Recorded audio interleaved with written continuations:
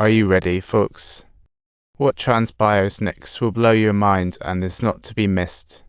However, when HQ got wind of the scene, they ordered all soldiers to hightail it out of there, leaving Captain totally puzzled. Suddenly, a humanoid creature burst out of the container, killing a soldier instantly like a raging beast. The rest fired wildly, but the bullets had no effect. Ultimately, after the monster's warm welcome, the squad was toast, and those soldier meals became wandering corpses. Then, led by the zombie emperor, they stumbled upon a brightly lit town where an unexpected party kicked off, leaving humans utterly defenseless. Before long, the city popped like popcorn, with millions turning into Walking Dead.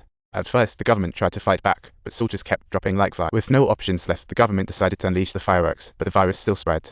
Eventually, the military erected tall walls around the city. This finally slowed down the zombie onslaught, but the little town turned into a lost zombie nation. Just when things were looking grim, a band of fearless mercenaries sprang into action as the zombie crisis escalated, and the president finally ordered a nuclear strike. The president hoped this would wipe out the zombies, but the casino owner enlisted the mercenaries to snag $200 million from his vault before the bombs dropped. Afterward, he sweetened the deal with $50 million. Big Boss had bulldozed through the little town earlier with his badass squad. This time, it was all about brotherhood, so he decided to step up and rally his team with all his might. Big Boss Rule Bell, the muscle-bound Blackie, the gadget guru's sister, the hip-hop kiddo who streamed zombie antics, and the lockpicking was Cully entered the fray. But the boss had his dats and dispatched a zombie marker to keep an eye on things. Once everything was set, he was out volunteering in the zombie-infested town. They planned to sneak into the town through the quarantine zone, and Sister White provided cover as they successfully entered. That's when she realized her buddy Cabbage was. Turns out she slipped into the town last night, and with her friend's fate uncertain, Sister White joined in despite Big Boss protests. Before setting off, Wolf Girl recruited another investor, claiming this person would be a game changer, and everyone proceeded with utmost caution. Suddenly, a zombie tiger showed up, but thankfully, the squad ducked for cover just in time and escaped its notice. But then, Wolf Girl shot the investor. Turns out, that's one way to attract attention. The zombies were smart enough that as long as the team offered a tribute. Sure enough, after a little observation, some zombies rolled in, and the squad continued onward. Little did they know, their every move was already being closely tracked by the zombie emperor, leaving them nowhere to hide. Big Boss quickly laid out the next profit mission, starting with firing up the building's generator, while Curly cracked the vault, and the pilot did a chopper check. Once everything was wrapped up, they would rendezvous on the rooftop with the cash and make a grand exit. But upon entering the vault, Curly found himself confronted with an abundant array of traps. With hidden sensors underground, Curly had no choice but to become bait to protect the team. He pulled out a pig's trotter as bait, and sure enough, the zombie instinctively waddled over and triggered the sensors. A trap activated, and the bait was quickly turned into a pincushion, while the zombie carried on like nothing happened. Then the traps went off, and the zombie turned around to give the squad a cheeky grin.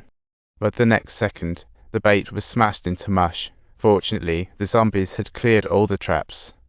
At that moment, the squad spotted some bad news in the lobby. The government had moved up the nuke drop deadline to just 2 hours left. Meanwhile, South's sister felt drained in the rooftop. Even as she got the chopper running, it began to shake like a maraca. In a moment, smoke billowed from the chopper, but she had faith in her skills and vowed to fix it before the nuke arrived.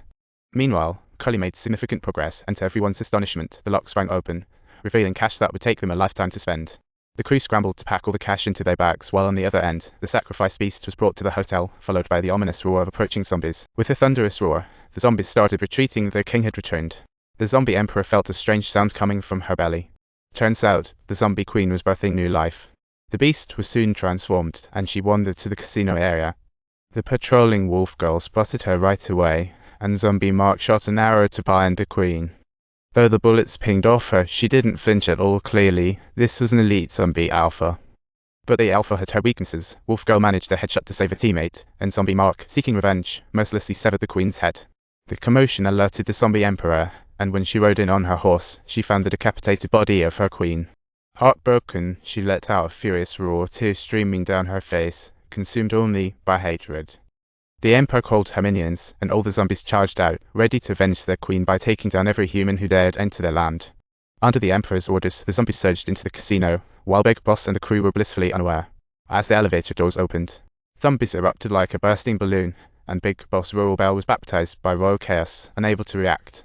Shockingly, the elite zombies seemed to know Kung Fu. Their snake-like eel moves were spine-chilling. Luckily, Big Boss managed to take care of the enemy with his impressive skills. As the zombies kept pouring in like a bad soap opera, Wolf Girl quickly led the remaining team members to escape through a side door. Unfortunately, Blackie and Cully weren't so lucky. Just when they turned to grab the cash, the zombies crashed through the door. At that moment, Blackie decided to brawl, but the Emperor proved much quicker. He stood no chance.